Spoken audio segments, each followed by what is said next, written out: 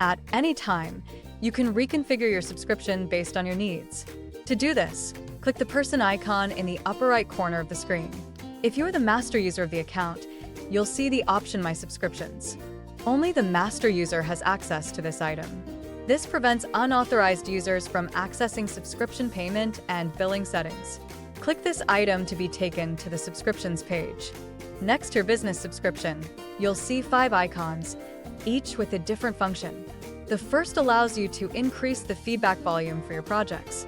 The second lets you purchase new assets such as projects, companies, establishments, products, or users. The third allows you to modify your subscription, adjusting the period and the selected assets. The fourth icon is perfect for saving money by changing only the subscription period. And finally, the fifth icon is used to cancel your subscription if needed. In the next videos, we'll explain in detail how each of these options works.